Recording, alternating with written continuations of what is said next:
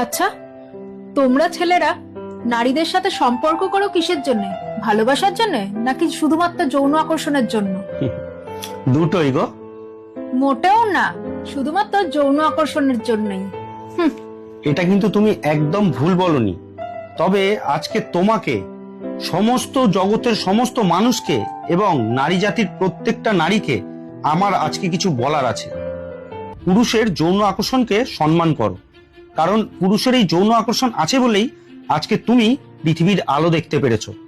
পুরুষের যৌন আকর্ষণ আছে বলেই নারী আজকে তোমরা এত স্পেশাল, এত প্রায়োরিটি পাও, এত পাত্তা পাও।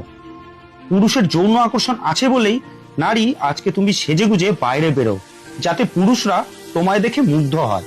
সেটা তুমি মুখে অস্বীকার করলেও তোমার অবচেতন মন সেটাই চায়।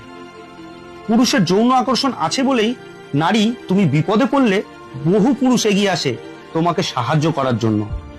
পুরুষ মানুষের যৌন আকর্ষণ আছে বলেই পুরুষ সারাদিন খেটে তোমার পছন্দের শাড়ি নিয়ে বাড়ি ফেরে। আজ সোশ্যাল মিডিয়াতে দু একটা সেলফি দিয়ে আর দু লাইনের ছন্দ লিখে যে শত শত রিয়াক্ট পাও, তাও সেটা পুরুষের এই যৌন আকর্ষণের জন্যই।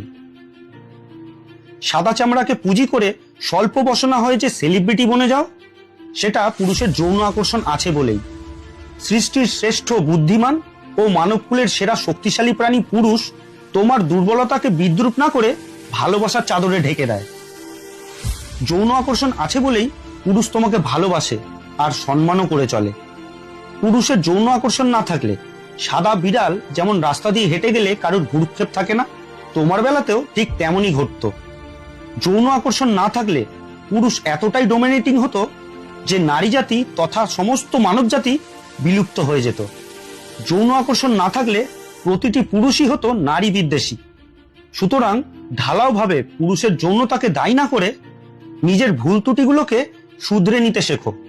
স্থানকাল পরিস্থিতি ভেদে যৌনতা নিয়ন্ত্রণের শতভাগ ক্ষমতা পুরুষকে দেওয়া হয়নি। তাই আমি বলতে চাই যে এই সৃষ্টি প্রকৃতির, এই সৃষ্টি না থাকলে হয়তো জগৎ সৃষ্টি হতো না। শুধুমাত্র যৌনতার বিচার দিয়ে পুরুষকে কখনো মুড়ে ফেলো না, কারণ পুরুষ ভালোবাসতে জানে।